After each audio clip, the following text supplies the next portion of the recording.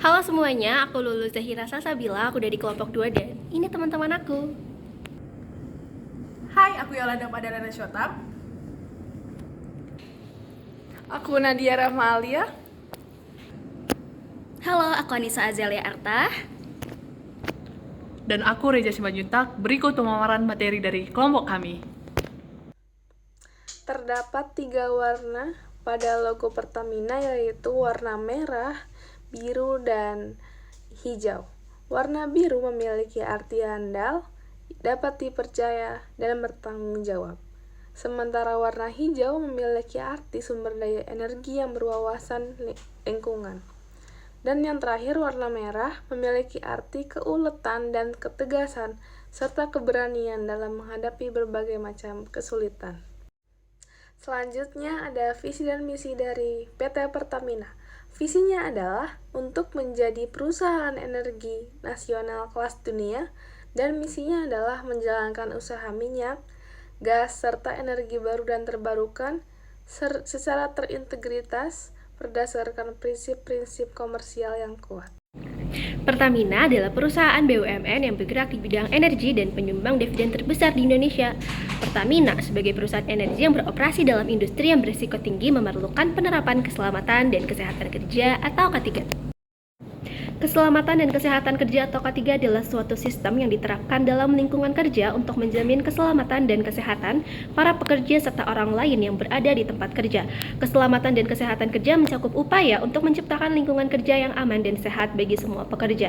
Ini melibatkan identifikasi, pencegahan, pengendalian, dan pengurangan resiko yang dapat membahayakan keselamatan dan kesehatan pekerja di tempat kerja.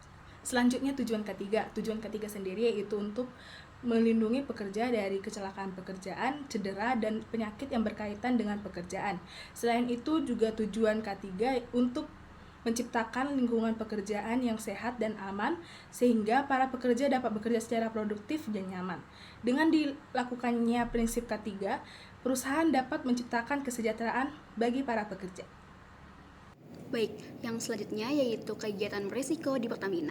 Yang pertama adalah semburan liar gas dan minyak saat proses produksi. Lalu yang kedua, kebakaran dan peledakan di tempat penyimpanan dan pemrosesan. Lalu yang ketiga ada tumpahan minyak dan bahan kimia. Dan yang keempat yaitu lepasnya gas H2S dapat juga menimbulkan ancaman secara politik maupun sosial seperti kerusuhan massa, ancaman bom, gempa bumi, dan tabrakan kapal laut.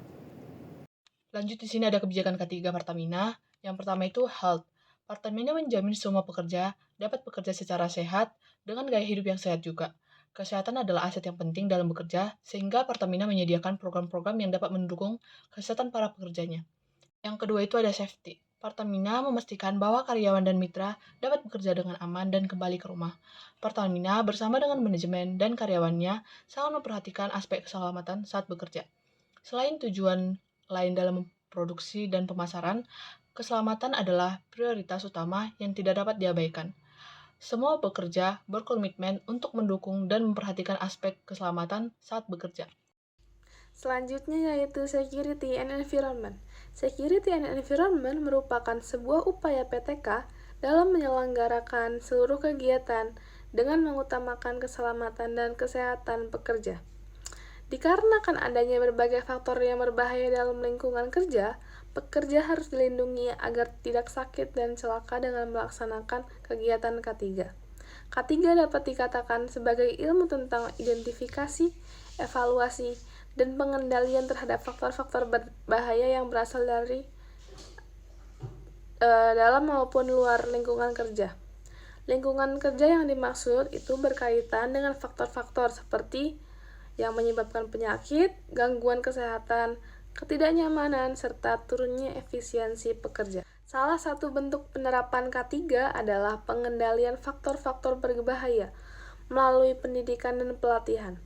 Pendidikan dan pelatihan diberikan kepada pekerja sebagai pengingat atau jika ada pekerja dan proses baru.